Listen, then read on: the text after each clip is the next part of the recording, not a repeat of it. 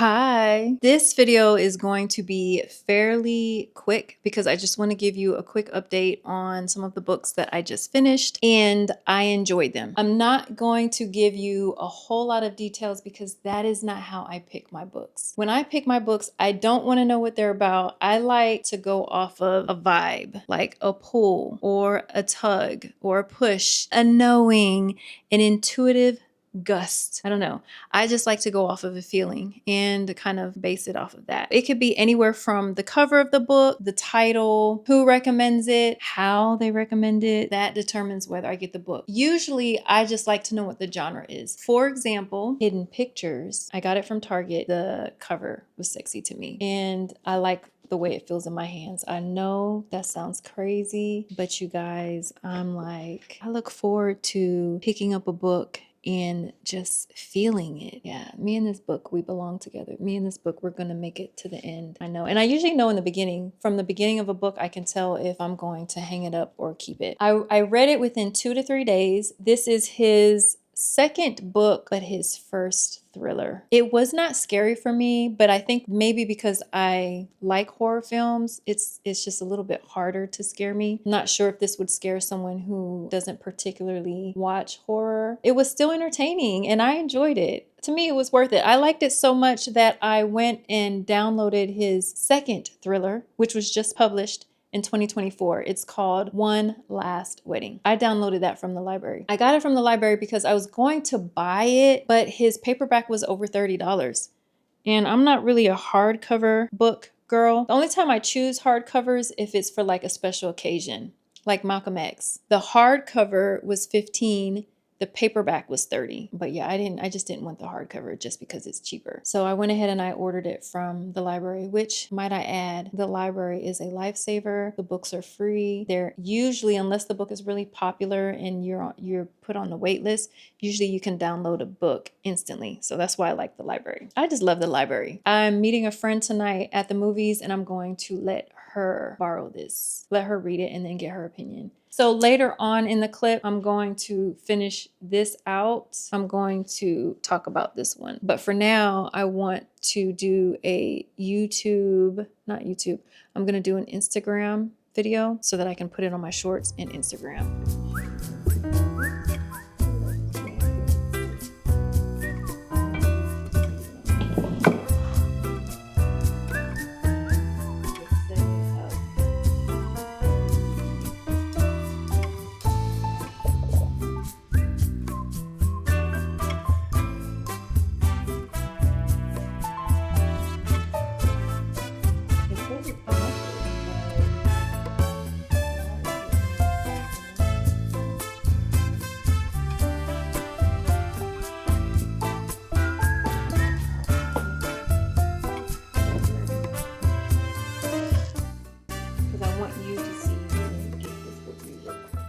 Middletide Sarah Crouch is a small town mystery, and Hidden Pictures, which is a horror thriller to the end. Let's see what that looks like. Quick update, debut novel. Oh, I know what I want to say. Hold on. Okay, quick update. Mystery romance, which I think right now might be one of my favorite genres. Fantasy, historical fiction, mysteries. 3 favorite genres.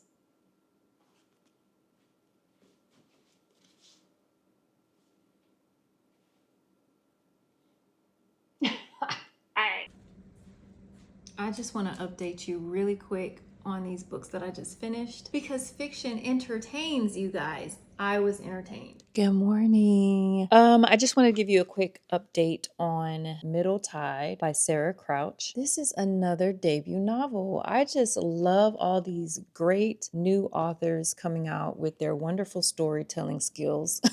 I'm learning so much and I'm being entertained as I learn. Wow. Middletide. So I will say this is not a fast page turning, I'm throwing all different types of scenarios at you. This is just a regular paced that's what I like. It's a regular paced read. I went into Barnes & Noble on this particular day. I asked one of the young ladies on the floor, told her what I was looking for, and she told me this was a great read, and it has been. And it's actually not even a long book.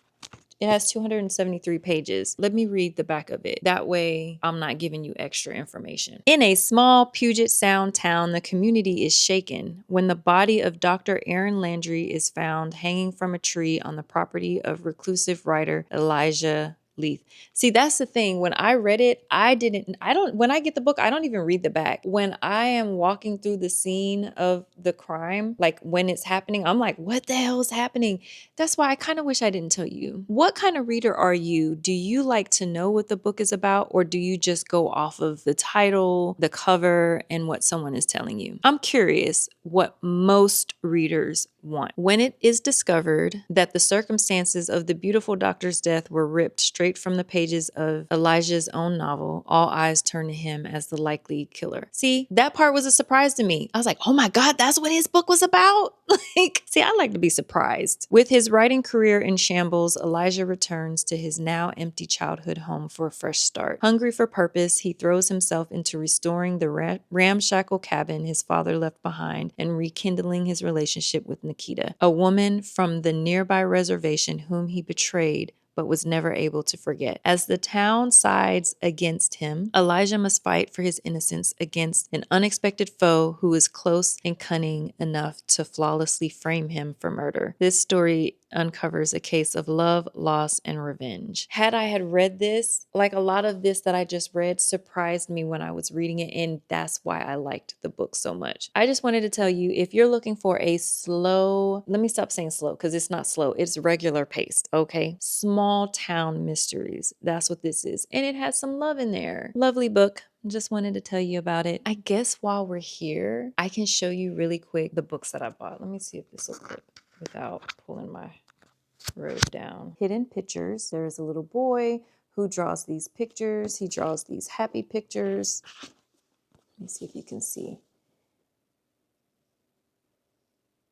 He draws these happy pictures, and then all of a sudden, one day, I think it's the babysitter, she notices that he drew a picture of a man dragging a dead woman's body. Now that is on the back.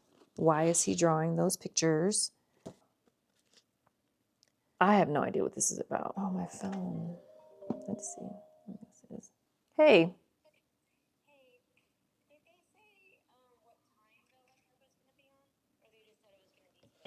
No, she didn't. She didn't even say it was going to be today. She was saying that they weren't going to look at the application. I thought that's what it sounded like until today.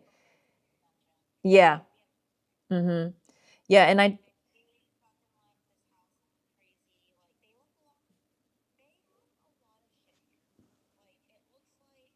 just want to give you some quick updates. The God of the Woods, I finished this, I think about 2 weeks ago. It is another mystery, character driven. The span is from like the 1950s to the 1970s. I enjoyed the writing. One of the things that I wanted to tell you about was that I was highly impressed with how she kept me grounded in all the different timelines. And I kind of want to give you an example of what she did without giving the book away. What I want to show you is the book starts in 1975. That is when the investigation starts. And then you have multiple POVs in this time period. Then you're gonna, at some point, we're gonna have to go back because this is a very rich, layered history. So when she goes back, if you see here, let me see if you can see what I see. You see, you have Luis, 1950.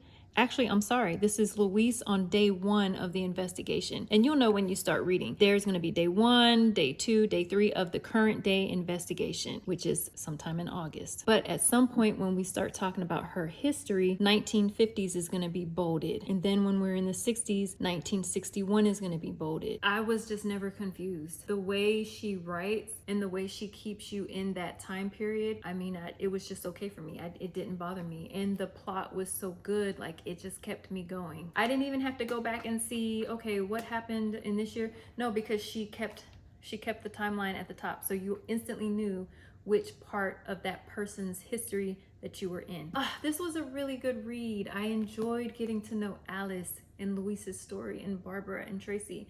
There are 7 different POVs in here. I think it's like 5 women and 2 men, but it doesn't even matter. Like the book is so good. So I just want you to know, good book. I got it because everybody else was saying it was good, and I just wanted to see what the hype was, and you know, I get it. All right, the last 2 books I'm gonna talk about because my throat hurts. I feel like I've been talking a lot. All right, we have Corinne Cunningham, who I found on YouTube. I was listening to or watching one of her videos on writing because I love to write. She just had such a cozy feel. And so I went to her YouTube channel and I just love her aura. You know, she lives in the woods, she drinks tea, she reads, she writes, she knits beautiful sweaters, and she talks about oneness and nature and how we are just interconnected with everything. And that is me all day. So I bought 2 of her books. This one is called Farm Girl. It is a novel. And then this one is called Paths Through the Year. I don't think this one is a novel. I think this one is more about the seasons of her life in a year. Let me just read it from the beginning to the end. Paths Through the Year takes the reader on a year-long exploration into place, creativity, and self. I love all those things.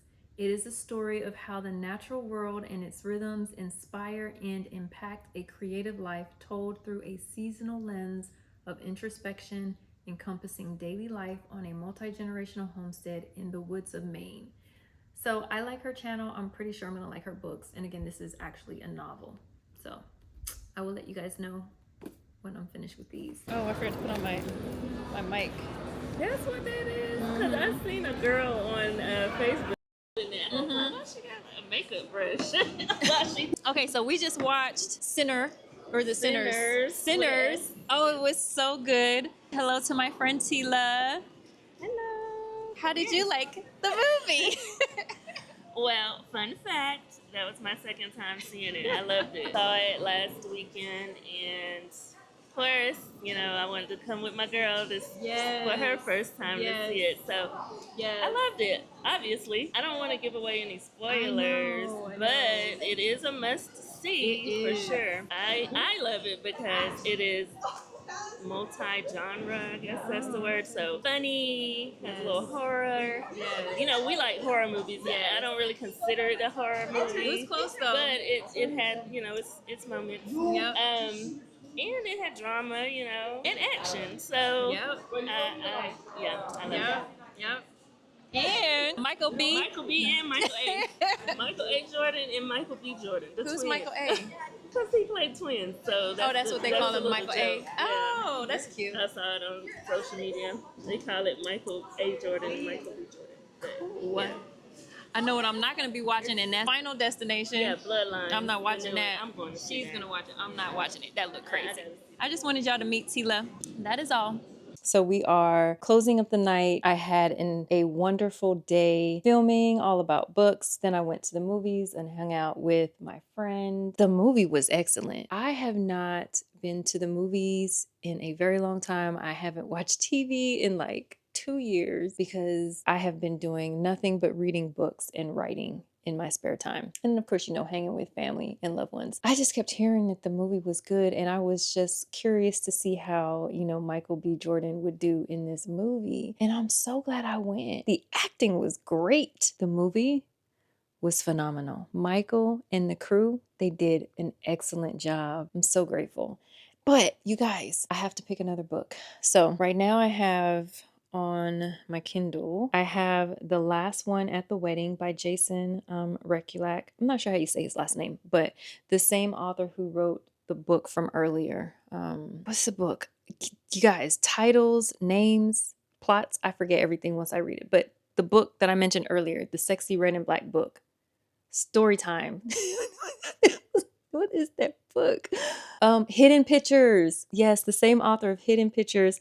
I have it downloaded on my Kindle from the library, so I have to read that one because I only have it for 21 days. Last One at the Wedding, right? But other than that, I don't know what I'm going to read next. Should I read historical fiction, Kristen Hanna, The Four Winds, a cozy read, Farm Girl by Corinne Cunningham, Am I in a cozy mood? Do I want to read another thriller? Never Lie. My friend recommended this by Frida McFadden. I read 2 of her other books, The Housemaid 1 and 2. I'm not sure. We'll see. End of Story is another thriller. Do I do fantasy? Do I want to read this? Am I in the mood for this? Am I in the mood for the Poppy War? Like, what am I going to read, you guys? So I guess what I'll do in the meantime, because it is a Friday night, I am going to edit this lovely video. I love this shit. Reading and then telling you about it, even though I'm not really telling you about it, but I'm still telling you about it.